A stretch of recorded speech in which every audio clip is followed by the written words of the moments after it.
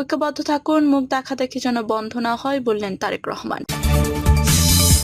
তফসিলের আগে এসপি ওসিদের বদলি হবে লটারির মাধ্যমে বললেন স্বরাষ্ট্র উপদেষ্টা। জানাবো ফেব্রুয়ারিতে সংসদ নির্বাচন, ভোটের 2 মাস আগে তফসিল, চ্যালেঞ্জ থাকলেও প্রস্তুতি সি বলল সিএসি। কক্সবাজার ভ্রমণ, হাসনাত সার্জিস সহ 5 নেতাকে কারণ দর্শানোর নোটিশ। এদিকে যাদের ফ্যাসিবাদী হয়ে ওঠার আকাঙ্ক্ষা আছে, হাসিনার পরিণতি মনে রাখতে হবে বললেন উপদেষ্টা আসিফ। জানাবো ঘোষণাপত্র শুনে মনে হয়েছে শেষ হয়েও হইল না শেষ বললেন মঞ্জু। এবং সর্বশেষ জানাবো প্রস্তাবিত বিশ্ববিদ্যালয় অধ্যাদেশ দাবিতে 7 কলেজ শিক্ষার্থীদের বিক্ষোভ। শুনছিলেন সংবাদ শিরোনাম, এবারে বিস্তারিত। ঐক্যবদ্ধ থাকুন, মুখ দেখাদেখি যেন বন্ধ না হয় বললেন তারেক রহমান। বিভিন্ন ইস্যুতে মতভেদ থাকলেও রাজনৈতিক দলগুলোকে দেশ ও জনগণের সাথে এক থাকার আহ্বান জানিয়েছে বিএনপির ভারপ্রাপ্ত চেয়ারম্যান তারেক রহমান। তারেক রহমান বলেন, রাজনৈতিক দলের সদস্যদের বলতে চাই, বিভিন্ন ইস্যুতে মতভেদ থাকবে, এসব মতভেদ দূর করে আমাদের আলোচনা চলবে।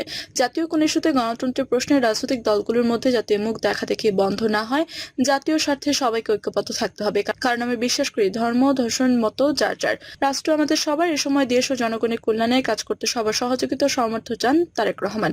গণতন্ত্র, আইনের শাসন প্রতিষ্ঠান, নাগরিকদের আরো সতর্ক সচেতন হওয়ার আহ্বান জানিয়ে তিনি বলেন, নাগরিকদের কাছে আহ্বান রাখছি, নিরাপদ বাংলাদেশ করতে সিদ্ধান্ত নেওয়ার সময় এসেছে। দেশবাসীর কাছে উদাত্ত আহ্বান জানিয়ে বলতে চাই, ফ্যাসিবাদের সময় আমরা নিরাপদ ছিলাম না, আমাদের সন্তানরা নিরাপদ ছিল না, আমাদের ভোটের অধিকার কেড়ে নেওয়া হয়েছিল, পুরো বাংলাদেশকে বর্বর বন্দিশালা বানানো হয়েছিল।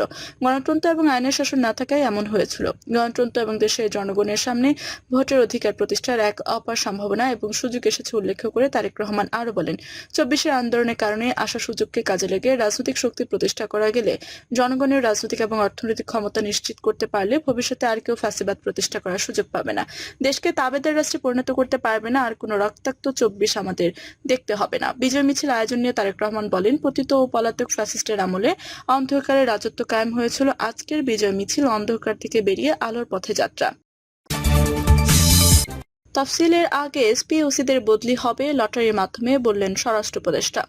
তফসিলের আগে সব জেলার পুলিশ সুপার ও ভারপ্রাপ্ত কর্মকর্তাদের লটারির মাধ্যমে বদলি করা হবে বলে জানিয়েছেন স্বরাষ্ট্র উপদেষ্টা লেফটেন্যান্ট জেনারেল অবসরপ্রাপ্ত জাহাঙ্গীর আলম চৌধুরী। বুধবার স্বরাষ্ট্র মন্ত্রণালয়ে আসন্ন ত্রয়োদশ জাতীয় সংসদ নির্বাচন অনুষ্ঠানে নির্বাচন সুষ্ঠুভাবে সম্পন্ন করার লক্ষ্যে আইন শৃঙ্খলা রক্ষাকারী বাহিনীর বিভিন্ন কর্ম পরিকল্পনা প্রণয়ন বিষয়ক সিদ্ধান্ত গ্রহণের জন্য এক বৈঠক শেষে এসব কথা বলেন তিনি। স্বরাষ্ট্র উপদেষ্টা বলেন, গতকাল প্রধান উপদেষ্টা জাতির উদ্দেশ্যে যে ভাষণ দিয়েছেন সেখানে তিনি বলে দিয়েছেন নির্বাচনের প্রস্তুতি শুরু হয়ে গেছে। তারই ধারাবাহিকতায় আজকে আমরা আলোচনা করেছি। তিনি বলেন, এই মিটিং এ নির্বাচনের সময় যে লজিস্টিক সাপোর্ট প্রয়োজন হবে সে বিষয়ে আলোচনা হয়েছে। আপনারা জানেন, ডিসি, এসপি, ইউএনও ও ওসি নির্বাচনে একটি গুরুত্বপূর্ণ ভূমিকা পালন করে। নির্বাচনের সময় দেখা যায় প্রার্থীরা তার আসনে পছন্দের এসপি, ডিসি কিংবা ওসিকে চান, কিন্তু আমরা এবার সিদ্ধান্ত নিয়েছি গণমাধ্যমকে ডেকে সবার সামনে আমরা লটারি করব। জাহাঙ্গীর আলম বলেন, আমরা শুধু এসপি এবং ওসিদের জন্য লটারি করব, ওসিদের লটারি ডিভিশন ওয়াইজ করতে হবে। ডিসিদের ক্ষেত্রে জনপ্রশাসন মন্ত্রণালয় কিভাবে কি করবে তাদেরটা তারা সিদ্ধান্ত নেবে, আমি আশা করি তারাও লটারি করবে। স্বরাষ্ট্র উপদেষ্টা বলেন, শিডিউল ঘোষণা করার কিছুদিন আগে আমরা লটারি করব, কারণ শিডিউল ডিক্লেয়ার করার পর এসব বদলির কাজ চলে যায় নির্বাচন কমিশনের হাতে। এরপর যদি নির্বাচন কমিশন সেটাকে আরো চেঞ্জ করতে চায় তাহলে তা করতে পারবেন। ফেব্রুয়ারিতে সংসদ নির্বাচন, ভোটের 2 মাস আগে তফসিল, চ্যালেঞ্জ থাকলেও প্রস্তুতি সি বললেন সিএসি। কিছু চ্যালেঞ্জ থাকলেও ফেব্রুয়ারিতে নির্বাচন আয়োজনে নির্বাচন কমিশন প্রস্তুত বলে জানিয়েছে প্রধান নির্বাচন কমিশনার এএমএম নাসির উদ্দিন। তিনি জানান, ভোটের 2 মাস আগে তফসিল ঘোষণা করা হবে। নাসির উদ্দিন বলেন, ফেব্রুয়ারিতে নির্বাচন আয়োজনে কিছু চ্যালেঞ্জ থাকলেও প্রস্তুত আছে ইসি। প্রধান উপদেষ্টার চিঠি পেলে কমিশন আলোচনা করে ভোটের তারিখ থেকে মাস 2 আগে তফসিল ঘোষণা করবে। তিনি বলেন, আমরা আশা করি দ্রুত চিঠি পেয়ে যাব, না পেলেও আমরা আগে থেকে প্রস্তুতি নিচ্ছি। ফেব্রুয়ারিতে নির্বাচনে নানা ধরনের চ্যালেঞ্জ থাকলেও আমাদের প্রস্তুতি এগিয়ে যাচ্ছে। আমরা ভোটের মাঠ লেভেল প্লেইং করার কাজ করছি, তবে কোনো রাজনৈতিক দল যেন ফাউল করার নিয়ত করে খেলতে না নামে। সিএসি আরো বলেন, আসন্ন নির্বাচনে এআই এর অপব্যবহার রোধ করা বড় চ্যালেঞ্জ হবে। ভোটারদের কেন্দ্রে উপস্থিতি বাড়ানো কেউ বড় চ্যালেঞ্জ বলে জানাচ্ছে, তবে আমরা নির্বিঘ্ন পরিবেশ নিশ্চিত করতে চাই যেন উৎসব মুখর পরিবেশে ভোট হয়। আওয়ামী লীগ নির্বাচনে অংশ নিতে পারবে কিনা জানতে চাইলে সিএসি বলেন, আওয়ামী লীগের কার্যক্রম তো নিষিদ্ধ, তাদের বিচার চলমান রয়েছে, বিচারের পর আওয়ামী লীগকে নিয়ে সিদ্ধান্ত নেওয়া হবে, তবে আওয়ামী লীগের সমর্থকরা ভোট দিতে পারবেন। কক্সবাজার ভ্রমণ, হাসনাত সার্জিস সহ 5 নেতাকে কারণ দর্শানোর নোটিশ। দলের রাজনৈতিক পরিষদকে আগে থেকে না জানিয়ে কক্সবাজার ভ্রমণ করায় জাতীয় নাগরিক পার্টির শীর্ষ ৫ নেতাকে কারণ দর্শানোর নোটিশ দেওয়া হয়েছে। আগামী ২৪ ঘন্টার মধ্যে সরাসরি উপস্থিত হয়ে নোটিশে ব্যাখ্যা দিতে বলা হয়েছে। কারণ দর্শানোর চিঠিতে বলা হয়, গতকাল ৫ই আগস্ট জুলাই গণঅভ্যুত্থানের প্রথম বর্ষপূর্তি ও রাষ্ট্রীয় গুরুত্বপূর্ণ দিবসে আপনি এবং দলের আরও ৪ জন কেন্দ্রীয় সদস্য ব্যক্তিগত সফরে কক্সবাজার গিয়েছেন। এই সফর সংক্রান্ত কোনো তথ্য কিংবা ব্যাখ্যা রাজনৈতিক পরিষদের কাছে পূর্বে অবগত করা হয়নি।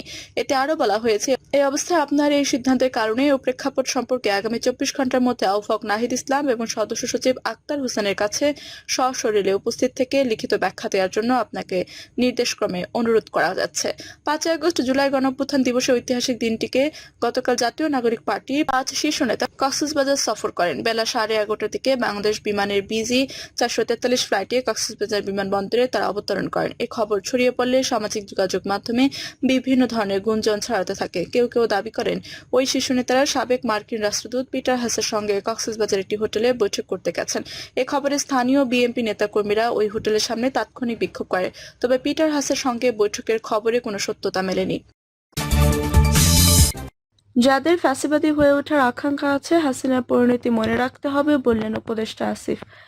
যাদের মনে ফাঁসিবাদী হয়ে ওঠার আকাঙ্ক্ষা আছে, শেখ হাসিনার পরিণতি তাদের মনে রাখতে হবে বলে মন্তব্য করেছেন স্থানীয় সরকার, পল্লী উন্নয়ন ও সমবায় উপদেষ্টা আসিফ মাহমুদ সজীব ভুঁইয়া। আসিফ মাহমুদ সজীব ভুঁইয়া বলেছেন, আগামীর বাংলাদেশের যারাই রাষ্ট্র ক্ষমতায় আসবেন, সে যেই হোক, এই জুলাইকে তাদের মনে রাখতে হবে। যাদের মনে ফাঁসিবাদী হয়ে ওঠার আকাঙ্ক্ষা আছে, শেখ হাসিনার পরিণতি তাদের মনে রাখতে হবে। তিনি বলেন, বিজয়, মুক্তি এবং স্বাধীনতার 1 বছর। গত বছর আজকের এই দিনে ছাত্র জনতা সংসদ গণভবন দখলে নিয়েছিল। খুবই স্পষ্টভাবে বিশ্বকে সংবাদ পৌঁছে দিয়েছিল যে এগুলো এদেশের জনগণের, আর যে কোনো শাসক শোষক হয়ে উঠতে না পারে, কোনো সরকার যেন ফ্যাসিবাদী হয়ে উঠতে না পারে, কোনো সরকার যেন স্বৈরাচারী হয়ে উঠতে না পারে, সেই মেসেজ আজকের এই দিনে দেওয়া হয়েছিল। জুলাই 2024 শেষ হয়ে যায়নি উল্লেখ করে উপদেষ্টা বলেন, আজকে এই ক্রাউড আপনারা দেখিয়ে দিচ্ছেন যে জুলাই চলমান আছে। বাংলাদেশের ইতিহাসের সঙ্গে ভবিষ্যতে জুলাই সর্বদা জীবিত থাকবে। উপদেষ্টা আরো বলেন, আমাদের শহীদ ভাই বোন আহতরা যে পথ দেখিয়েছে বাংলাদেশকে সর্বদা সার্বভৌম, স্বাধীন এবং জনগণের ক্ষমতা বাস্তবায়ন করার জন্য, সেই পথ সারা জীবন অনুসরণ করব। ঘোষণাপত্র শুনে মনে হয়েছে শেষ হয়ে হইল না শেষ, বললেন মঞ্জু। আমরা আশা করেছিলাম প্রত্যাশা দীপ্ত অঙ্গীকার থাকবে জুলাই ঘোষণাপত্রে, কিন্তু সেটা পাইনি। অনেক কিছু আশা করেছিলাম, দৃঢ় অঙ্গীকারের বিষয়টি না থাকায় খানিকটা হতাশা প্রকাশ করেছেন আমার বাংলাদেশ পার্টির চেয়ারম্যান মুজিবুর রহমান মঞ্জু। তিনি বলেছেন, ঘোষণাপত্র শুনে মনে হলো শেষের দিকে এসে কিছুটা ব্যত্যয় ঘটেছে।